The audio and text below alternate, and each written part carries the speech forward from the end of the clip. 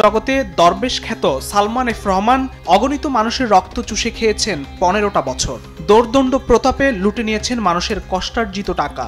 শীর্ষ নেতার আশ্রয় প্রশ্রয়ে ব্যাংক খেকো, শেয়ার বাজার চোষা টাকা পাচারকারী সালমান এফ রহমান হয়ে উঠেছিলেন আওয়ামী লীগ সরকারের সেকেন্ড ইন কমান্ড। এই সেকেন্ড ইন কমান্ডেই সরকার পতনের সাথে সাথে বদলে ফেলেন নিজের রূপও। তাতেও পার পেলেন না, ধরা পড়লেন আইনশৃঙ্খলা বাহিনীর হাতে। ব্যাংক, শেয়ার বাজার লুটের টাকা মুড়ি মুড়কির মতো ওড়ানোর বিলাসিতায় মাততেন সালমান পুত্র শায়ান রহমান।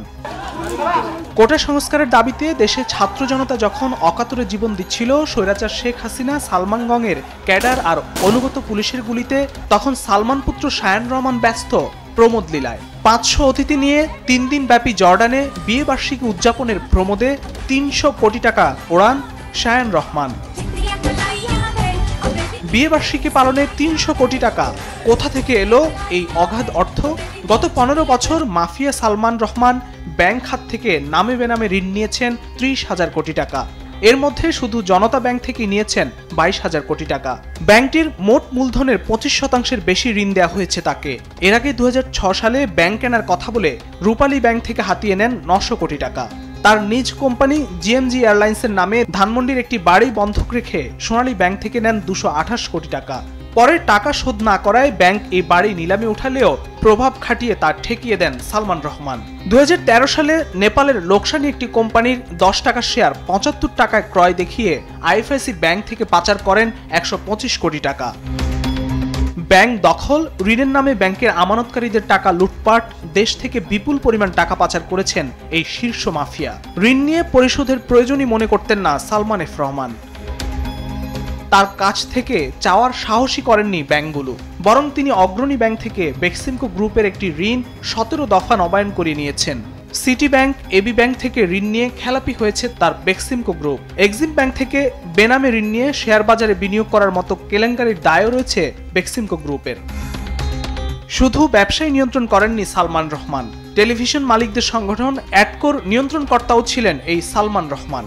সালমান এফ রহমান ২০১৮ ও ২০২৪ সালের বহুল বিতর্কিত সংসদ নির্বাচনে ঢাকা ১ আসনের সংসদ সদস্য হন।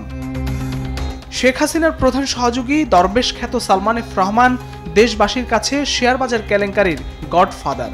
১৯৯৩ সাল থেকে ৩১ বছরে শেয়ার বাজারে এমন কোনো কেলেঙ্কারি নেই যেখানে সালমান এফ রহমানের সম্পৃক্ততা মেলেনি। কারসাজির নিত্য নতুন পদ্ধতি আবিষ্কার করতেন তিনি। শেয়ার বাজারে মধ্যবিত্ত, নিম্ন মধ্যবিত্তের পুঁজির সর্বস্ব চুষে খেয়েছেন এই খাতের অধরা মাফিয়া সালমান এফ রহমান ও তার বেক্সিমকো গ্রুপ। ২০০৮ সালে শেয়ার বাজারকে ধসিয়ে হাতিয়ে নিয়েছেন কয়েক হাজার কোটি টাকা। সর্বস্ব হারিয়ে সেই শোকে আত্মহত্যা করেছেন একাধিক তরুণ।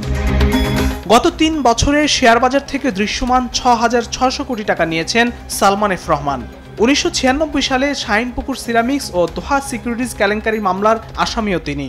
২০১১ সালে ভুয়া কাগজপত্রের মাধ্যমে আইএফআইসি মিউচুয়াল ফান্ডের মাধ্যমে শেয়ার বাজার থেকে ১,০০০ কোটি টাকা সংগ্রহ করেন। একই বছর শাহিনপুকুর সিরামিক্সের মাধ্যমে ২৮৬ কোটি আর বেক্সিমকো টেক্সটাইলের মাধ্যমে ৬৩৫ কোটি টাকা সংগ্রহ করেন। এছাড়া জিএমজি এয়ারলাইন্সের প্লেসমেন্ট শেয়ার বিক্রি করে ৩০০ কোটি টাকা নেন সালমান এফ রহমান। পরবর্তীতে কোম্পানি উধাও হলেও বিনিয়োগকারীদের আর টাকা ফেরত দেননি। ২০০৯ সালের আগে অনিয়ম দুর্নীতির অভিযোগে আইএফআইসি ব্যাংকের পরিচালক পদ থেকে বাদ দেওয়া হয়েছিল সালমান এফ রহমানকে। একই অভিযোগে ২০২৪ সালে ব্যাংকটির পরিচালক পদ থেকে বাদ দেওয়া হয়েছে ছেলে শায়ান এফ রহমানকেও। গত ১৫ বছরে ব্যাংক খাতে ২৪টি বড় ধরনের ঋণ কেলেঙ্কারির ঘটনা আত্মসাৎ হয়েছে ৯২,২৬১ কোটি টাকা। আর এই সময় খেলাপি ঋণ বেড়ে দাঁড়িয়েছে ১,৮২,২৯৫ কোটি টাকা, যার অন্যতম হোতাদের একজন এই সালমান।